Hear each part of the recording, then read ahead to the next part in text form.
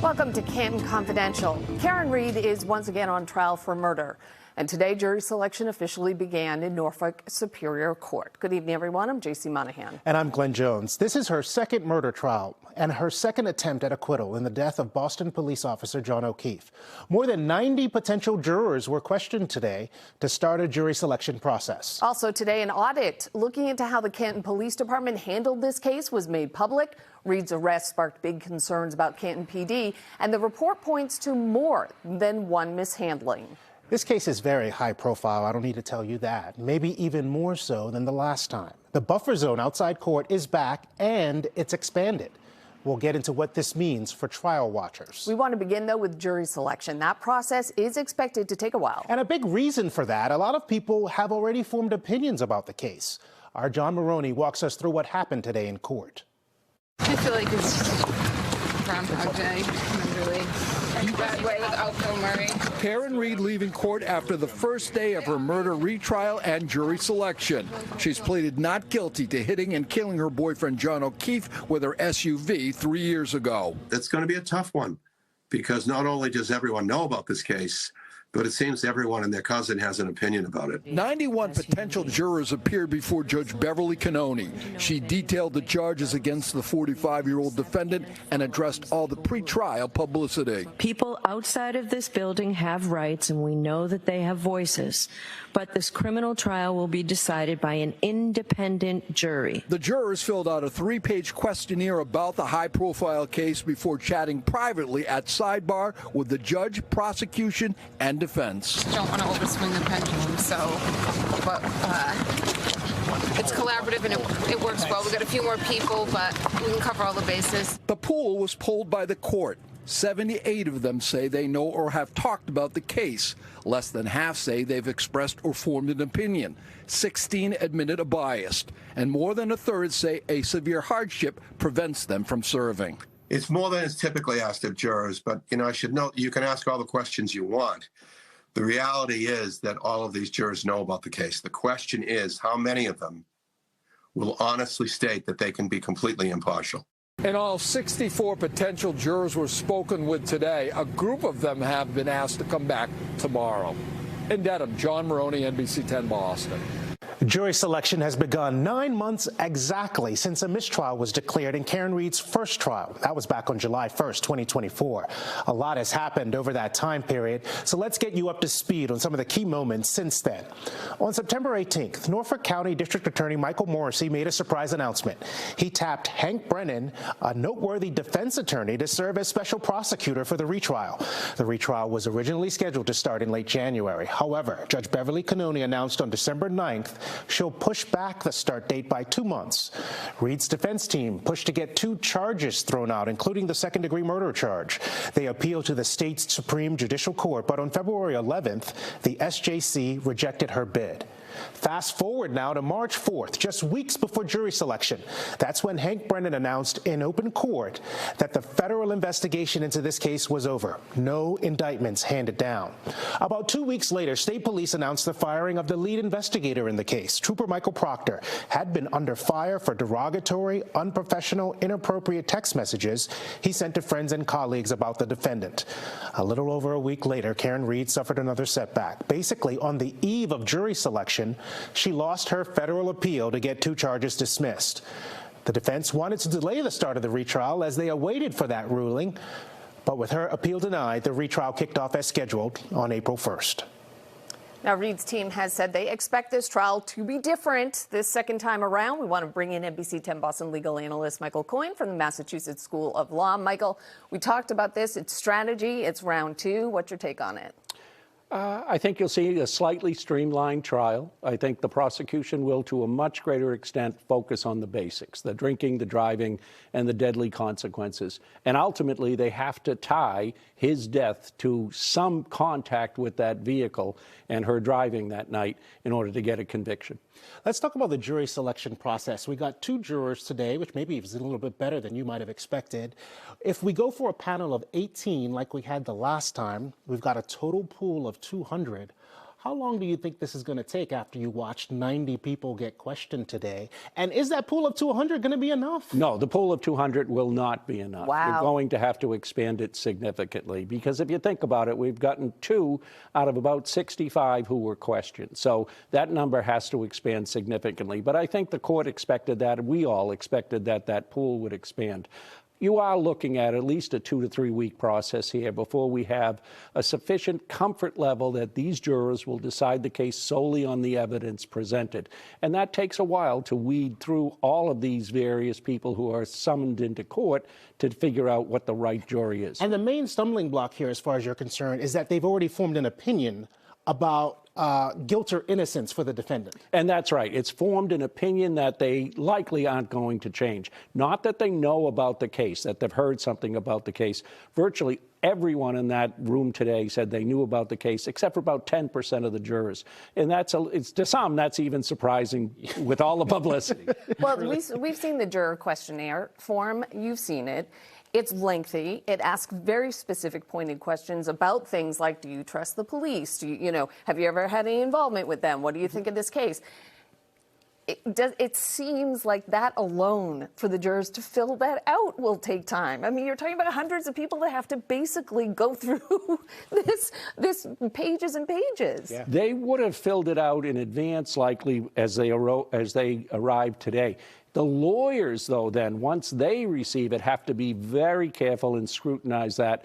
And that actually takes a lot of time to be able to go through and triage them to see which jurors you're likely to want on the jury and which jurors you're likely to absolutely not want on the jury. We talked about how Karen Reed's team brought in another attorney, this one who was a former juror, but an alternate juror, so didn't deliberate in the last one. So this is a time where I think she'd have some insight, wouldn't you think? I'm in the minority here. I do not think so. Okay. You've got Alan Jackson and David Yannetti, 2 experienced murder trial attorneys. I'm not sure they're going to listen to anyone, much less a novice attorney who happens to have some background having watched the trial. We all watched the trial. True. We have no time left, but why is she there? Well, if you saw the presentation in court today, she was one of the first people there to walk Ms. Reed into the courthouse. I think it's more for show. Let's get down to the trial itself. All right. Okay. Well, off and running. Well, let's focus now on the audit of Canton Police. The new report is a response to public outcry about the Karen Reed case and claims of a cover-up. NBC 10 investigator Ryan Kath has been reviewing the lengthy report. He has more on the mistakes the audit says were made during the investigation into John O'Keefe's death. Amid the intense public glare of the Karen Reed case, they were some of the most talked about moments of the trial. Canton Police deploying a leaf blower to search the scene and using red Solo cups and Stop and Shop bags to store important evidence. Outrage over details like that and allegations of a cover-up motivated Canton voters to successfully petition for an independent audit of its police department. And the 200-page review is now out. That's antiquated policing. Investigators say police should have photographed where John O'Keefe was found in the front yard before first responders moved him. And they should have stayed on scene until a state police team showed up later in the day to dig through the snow for evidence. Officers should have interviewed key witnesses like Jennifer McCabe and Carrie Roberts separately at the police station while recording those conversations. And all video evidence of Reed's Lexus SUV parked inside the station's Sally Port should have been immediately preserved. The biggest thing for any law enforcement agency is having the training and the resources available to be a professional agency. The report also detailed a department suffering from low morale, thanks to withering criticism on social media and in person. Officers described being harassed on the job and off duty while spending time with their families. One officer told investigators, "No one in this town will care about us until one of us gets murdered. Even then, half the town will probably celebrate that."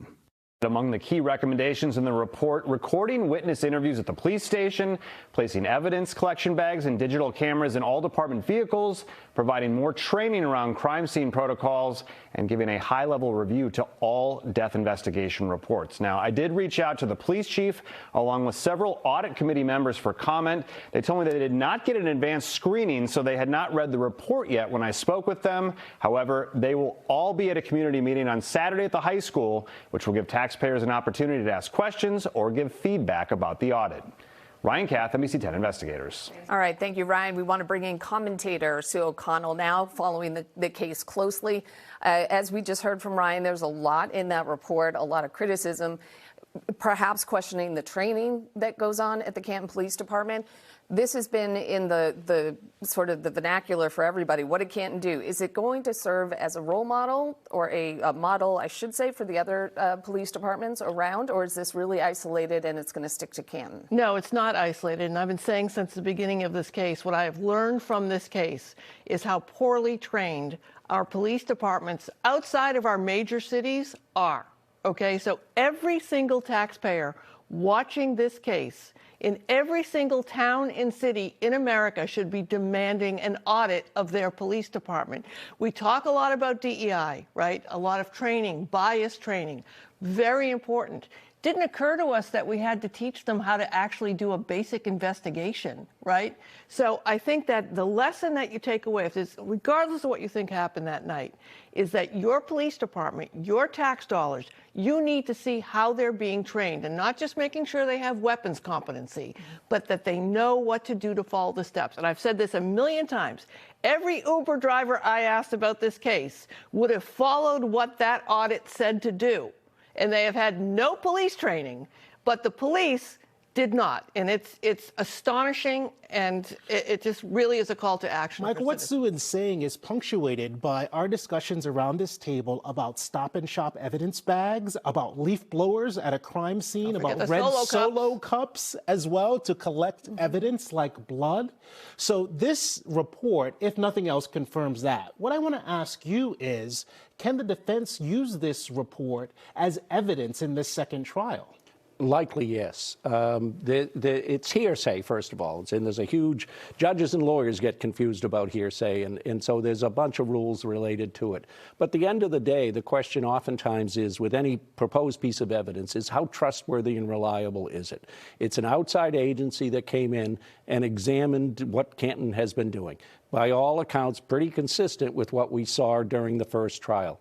I think the court is likely, and the lawyers are going to argue, that there's an exception to the rule, either an official record or report, or perhaps a business record exception to hearsay that would allow it to come in. What you'll see it used is during cross-examination of the Canton law enforcement personnel, where they will ask about the collection process that we know is badly flawed, and the report that comes in that says, from almost top to bottom, the way they investigate, collect, and then preserve evidence in Canton, and as Sue points out, likely elsewhere, is really poor. The question is, will taxpayers pay for increased training and supervision of this whole process? That would be expensive. Yes, very. The difference here for me is that it was all shown in the first trial. Now you have an independent report that's like, no, it's not just the defense trying to It wasn't just a snowstorm. It wasn't just we couldn't get to the police department. Right. It's systemic. Yeah, that's a big difference. But do we need a report to say that red Solo cups and a leaf blower should not be used in a murder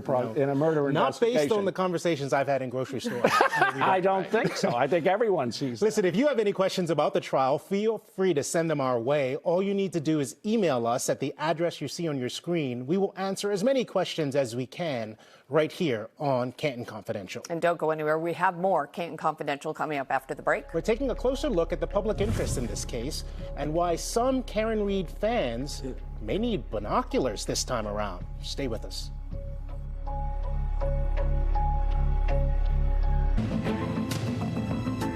Welcome back to Canton Confidential. Before this case, not many people around the country could locate Canton on a map. But they probably can now, and it's all because of the intense public interest in Karen Reed's fate. Claims that Reed is the target of a police cover-up have sparked an entire movement. As a matter of fact, there are so many free Karen Reed supporters, a buffer zone was put in place around the courthouse. And this time, the judge has expanded it. Demonstrators cannot get within 200 feet, all surrounding Norfolk Superior Court. That extension now impacts surrounding streets, including Bates Court, Bullard, and Ames and Court Streets. The new buffer zone is only, by the way, one difference that we noticed on this first day. NBC 10's Eli Rosenberg joins us live tonight from Denham with more on the deep divisions and high interest surrounding this case. Good evening, Eli.